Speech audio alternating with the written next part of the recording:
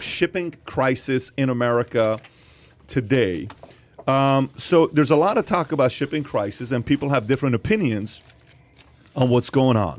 America isn't running out of everything just because of a supply chain crisis. America's running out of everything because Americans are buying so much stuff. This is an insider story, and this story is coming from that National Retail Federation. So Americans aren't buying everything they can get their hands on, and they'd be buying even more of it if it weren't for those pesky supply chain snarls the National Retail Federation said. Those shortages seem so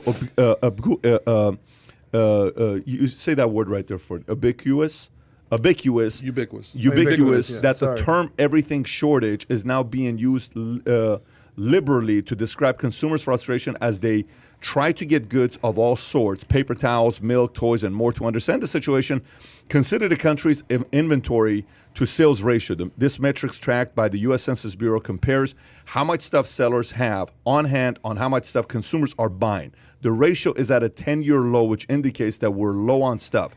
It's low because sales have gone completely nuts in the first 9 months of 2021. Retail sales were up 14.5% over the same period in 2020. And today we have 100 ships waiting offshore at LA ports with cargo, which is an Examiner story. 23 of the waiting ships are mega containers, meaning they are the largest shipping vessels in the world that can hold more than 10,000 20-foot containers. Ships must abide by a set of rules, which when picking up a spot, such as staying by ship lanes and anchoring at 2 miles out from ship, all this other stuff. So anyways, we hear all these stories about shipping shortages. You have some experience with this. What do you think is really going on here? Is it really a supply chain crisis, or are we just buying too much stuff? Oh, I definitely think it's both. We've been doing this to ourselves for many years, outsourcing, right, manufacturing, right, bringing in imports instead of pushing out exports. So we're relying so much on other countries. Think about what we're doing with all the products, manufacturing in China, manufacturing in South America. All these are cheaper labor, right? So businessmen is going to want to go and get. So we've been doing this for years, growing a wealthy America. Right, independent business owners are getting more wealthy by outsourcing to foreign. So we've been doing this, and this became a norm in America. We've been building this infrastructure for years, relying on external imports. Sure, China built an empire off of slave labor. For exactly, sure, yeah. Exactly. So now, with us relying on other countries, with COVID hitting. Right, COVID obviously shut down the whole world. So now we're that backlog. What you're saying now, Patrick, is that do you think that America's overspending? Yes, I do think that too, because we do not. Okay, I feel there's a percentage of America, a large percentage of America, that does not trust the administration right now. Does not trust the future of America and our safety of America. So that's why they're going to stock up. They're going to stock up on water. They're going to stock up What's causing the lack of trust, though? What is causing the lack of trust? I hear many different things. I'm curious what you think. Well, how, deceitful the media is on certain things. Like they're saying there's no shortage, but then we go into a grocery store. They're saying there's no shortage, but then it takes us forever to buy something online. Getting a steak these days, right? So what I'm saying to you, there is a shortage. And, I feel like the administration, too, is kind of playing it off. Mm-hmm. As in, we heard about, the imports of goods and, they made a comment, the administration made a comment about the reclining chairs or something. You won't have a dishwasher? Right, right. So they're kind of like pushing that off, but America is kind of overspending. They're being condescending about it a little bit. Right, yeah. Right. So, but that's why Americans overspending, because they do not trust the media. But there's also a lie too, because if the reason why there aren't things to buy is because we're buying so much stuff, then why isn't the economy booming? The economy's tanking. So if we're overspending, why is the economy tanking? I feel the economy is tanking because we're mass producing the American dollar, right? So inflation's going through the roof right now. Unemployment is going through the roof. You know what I mean? We're supporting the non-working class, so that's not going to bring back our economy.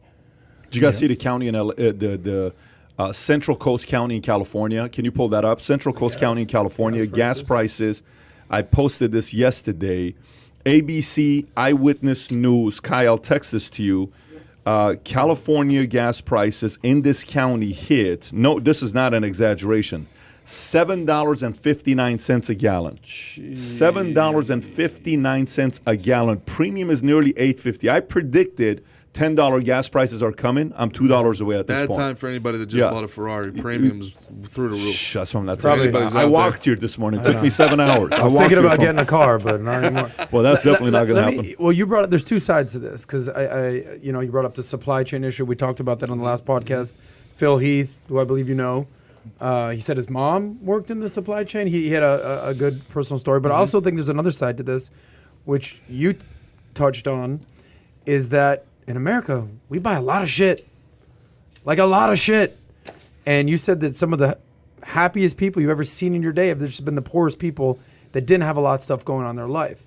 And I think that what I've seen is that Americans consume a lot of stuff. I'm not saying I'm a minimalist, but I definitely gravitate towards being a minimalist, not needing the fancy stuff to fulfill your life. Like it's actually a scientifically proven to be a sugar high. Oh, I want to get this. I want to get this. And 3 days later, you're super excited to get a new pair of shoes or a new bag or a new whatever.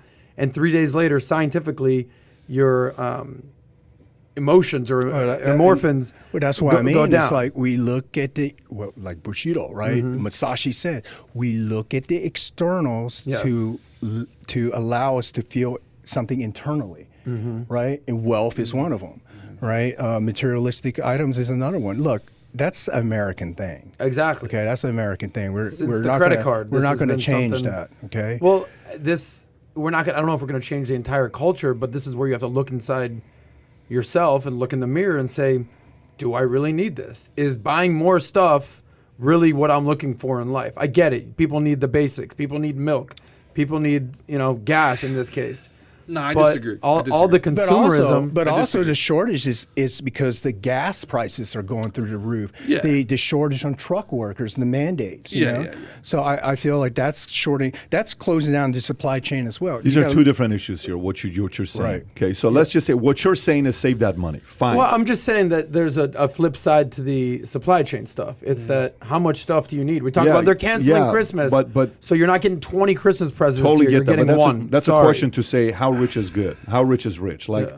so if you live in America, the reason why you love America is because the person has the freedom to choose. Okay, America was founded on 4 different things: freedom to choose, freedom to buy, freedom to sell, freedom to fail, freedom to try. Buy, sell, try, fail. It's up to you. Go for it. It's capitalism. Do what you got to do. You want to buy it? Buy it. You don't want to buy it? Don't buy it. It's totally up to you. This is not a philosophical conversation here about this. This is about why the hell do we have these shortages? Yeah. One is saying we're buying too much. The other is saying, oh, it's because 100 ships are sitting out there. We can't get it out. People don't want to come in here and work and take that stuff off. 10,000 containers that you're talking about, the biggest one, they got 23 of these ships are the biggest ships. You got Jen Psaki, who comes out yesterday saying, when asked about Biden's supply chain crisis, Psaki cracks a joke at the expense of Americans. This is a post-millennial story.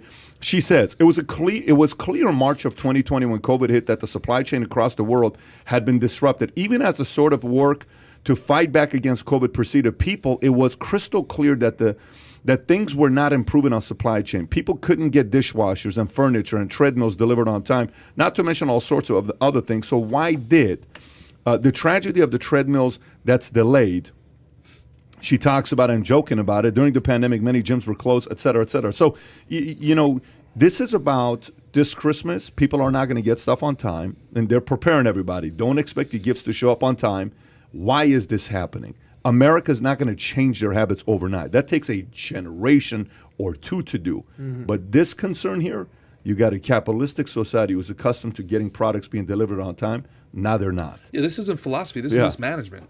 Philosophically, you want to talk about minimalism. It's a fine. different conversation. But this is Yeah, mismanagement. I agree. Yeah, like this is, But this isn't just America. This is a global supply issue. It's not like this is immune to America. Yeah, I know. Only in America I know we're it's, having it's, this problem. it's crazy. It's almost The like it's entire world. coordinated. I know it's crazy. It's almost like we'll You're own right. nothing and be You're happy. right. Because the entire world's been dealing with a pandemic. No, I- but, I don't- Yeah, but yeah, poorly Okay. too. So listen, the LA in particular, there's the regulations are what are shutting down the LA right now. It's government that's causing a 6-month backlog. It's not the pandemic; it's the government response to the pandemic. Well, it's also a lack of workers we discussed. Yeah. which is absolutely. due to the government response to the pandemic. Yep. You know, this is it's very, very, very clear. There's not a backlog in Jacksonville right now. One of the biggest ports on the East Coast. Is there a 6-month backlog? Is the supply chain broken? And in the So you're saying this is on Gavin Newsom? it's on Gavin Newsom. Okay. It's on Bill de Blasio. It's on Andrew Cuomo. It's on people that are in control. How's New York affecting L.A.? De Blasio This and is Cuomo. this is a literal nationwide logistics problem that we Well, you have. just said it was Jacksonville's fine. But Jacksonville's LA's the problem. Jacksonville's fine. Mm-hmm. You can look at where the backlog is. There's a backlog in New York Harbor. There's a backlog in Elizabeth. There's a backlog. The LA backlog is Mm-hmm. asinine. It's like 6 months behind right now.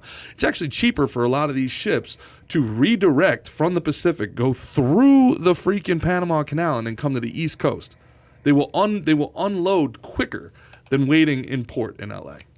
You know, so Freedom to try. freedom to try, man. Listen, this is a logistics issue. Just this morning, there's a guy I had breakfast with at my at my condo, man. The guy sells Pepperidge Farm cookies. It's incredible how much money there is in cookies, man. $3.98 was where the cookies started this year. They're up to $4.17. He sells them wholesale. He said they'll be $5 by the end of the year.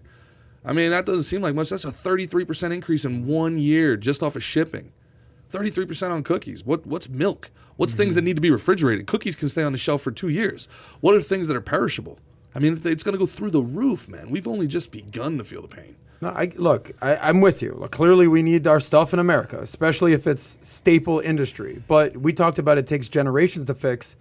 Well, I'll flip it on you. There's somebody named Marie Kondo. You know who that is? Mm-hmm. Who basically said, goes to people's houses and says, "Does this spark joy to you? And if not, get rid of it." Sure. No matter what's going on with supply chain and macroeconomics and tariffs or whatever, at the end of the day, this comes down to how many fucking cookies do you actually need? Okay. How much extra stuff do you need? I get staples. Adam, I'll put you on Front but- Street. I'll put you on Front Street then. Why do you live in Boca Raton for 3 times the amount of money it would cost you to go live out in Coral Springs? Right? Like we can go west in the swamps and live for $500. If it's about efficiency, how come you don't live out there? You can I have like where I live. Yeah. That's But your choice, though. That Yeah, would be, exactly. That would be But I seen have the as money to do it. That would be seen as excessive. That would be I don't seen- think that's how- excessive. How dare you? A place to live. It's excessive as compared to buying a single wide out in the swamps, right? Like, I mean, if everything is about efficiency, if materialism Yeah, but has if no the place, world crumbled Yeah. and I had to go live in a smaller place, I didn't have any money, I'd still be happy. Like, I get it. Like, supply. Like, I'm not gonna oh my God, I have to go and move into a smaller unit, buddy. I lived in a little shack in Dallas just to be You a loved it, minimalist. but you loved it. Not really. Yeah, you did. But I did You it loved because I wanted to be a part of Valuetainment, and that's what I was willing to do, to go through the struggle in this case. I mean, not that big of a deal, but that's what I was willing to do. But a part of me, I understand our supply chain. I get it.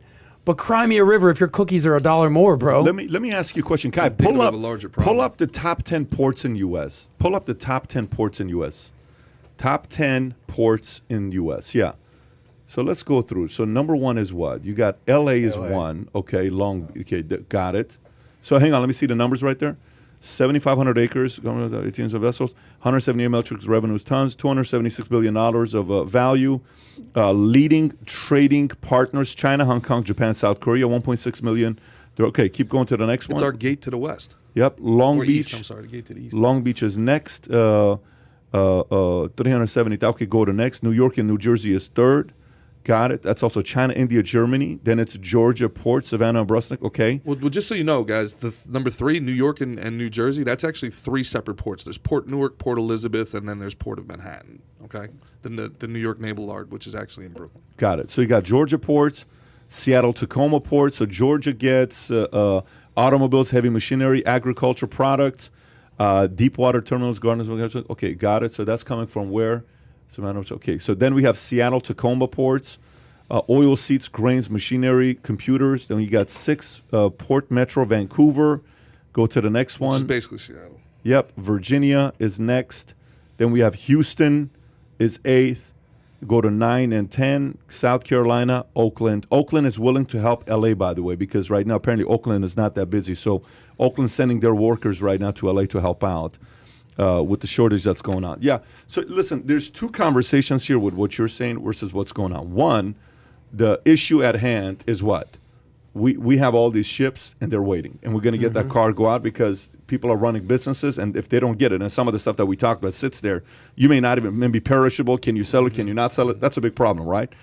Two is a mindset about saving money, which that goes to a conversation of America being one of the worst savers in the world. Well, you know, we're overspenders. We're constantly financing everything, which I don't disagree there either. We went one time to, I was at an island.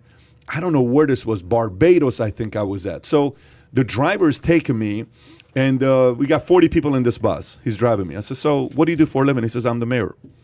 I said, yo, they call you the mayor, that's your nickname? He says, no, I'm the mayor. I said, no, I'm serious. He says, I'm the mayor of this town. You're not the mayor of this town. He said, Google me. I said, because I'm like sitting, I'm like, come on, bro.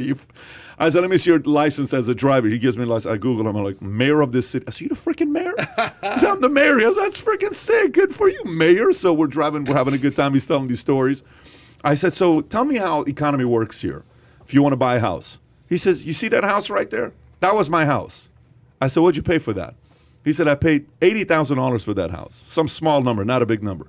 I said, so when it comes down to financing, how do you finance that thing? He says, oh, there's one thing we don't do here. We don't do financing here. I said, so how do you buy that house? He says, you have to have cash. If you don't have cash, you don't buy that house. What city is this? This is Barbados, some weird place I was at. Sounds like Dave Ramsey Fantasyland. No, yeah, but so I said, that Jen would remember this. So I said, okay.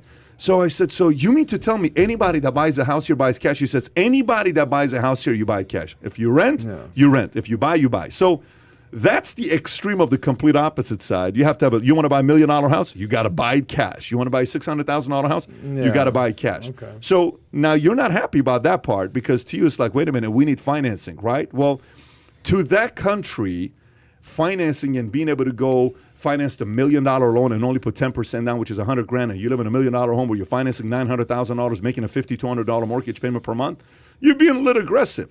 I think that part needs to be a balance. When the no income, no asset loans we had, and people were financing 100%, we financed 98%.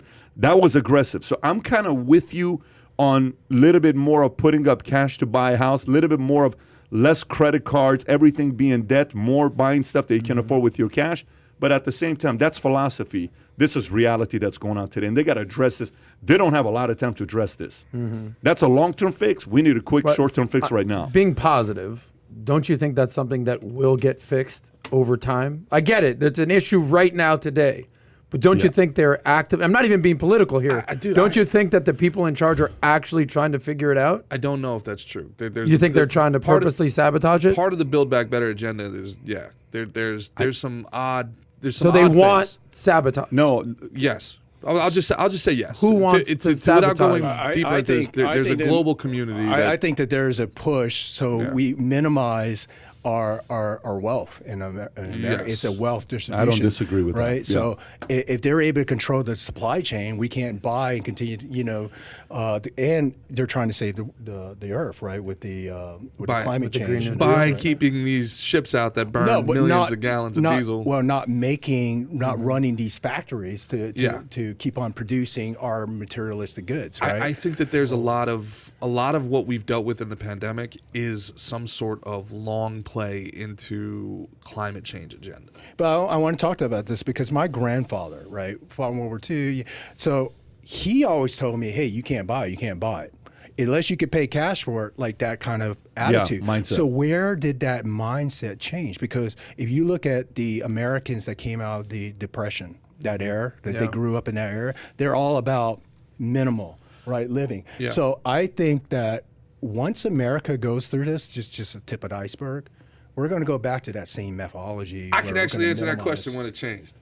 1978, the Community Reinvestment Act, Fannie Mae, Freddie Mac, started student loans, government-backed student loans, government-backed housing. That's what started the free credit spigot, and it's only gotten worse from there. All right, and credit cards came before that. Well, diners clubs, all that. diners clubs, exactly. But what you had to do to get a credit card back in the day was insane. The credit, you want to talk about income inequality in the world?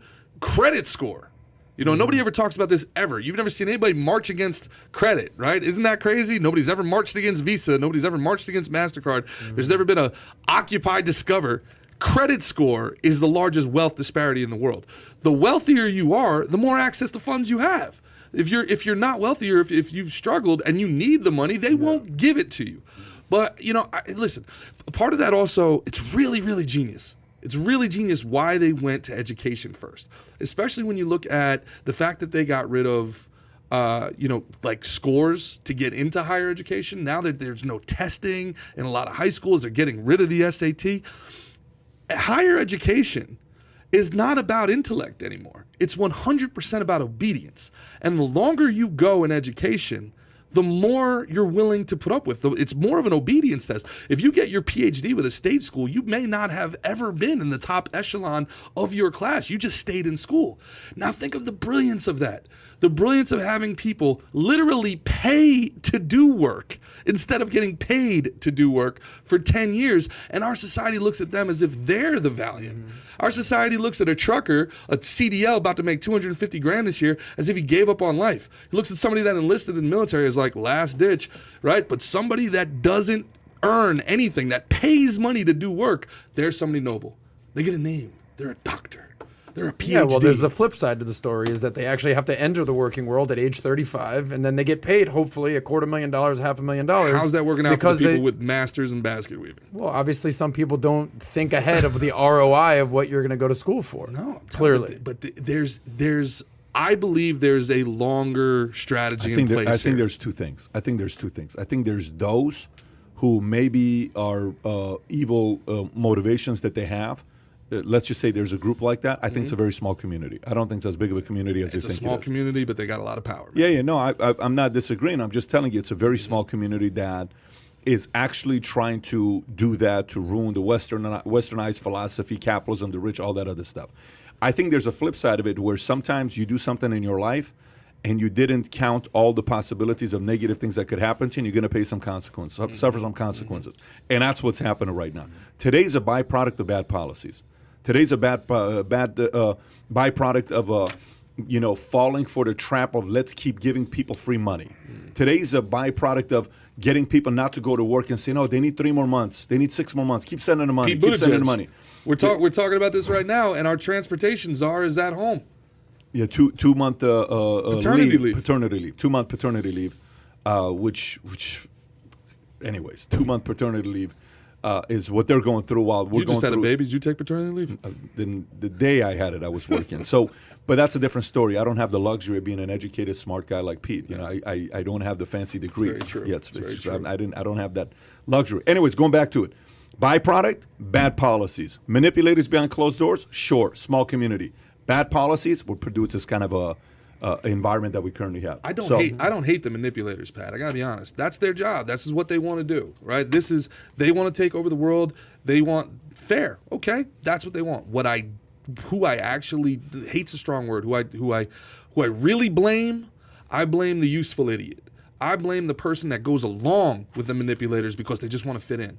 They don't actually look into anything. They don't look at anything other than a completely superficial understanding of what's happening, and they want to tweet something so their favorite celebrity retweets them. They want to put social pressure on a nurse that she has to choose, a single mother nurse has to choose between putting something in her body that she doesn't want or losing her job and not being able to feed her kid. The people that are pressuring her right into doing the quote-unquote right thing, those are the people I can't stand. Not the manipulators at the top, because you're right. It's very, very, very few of them.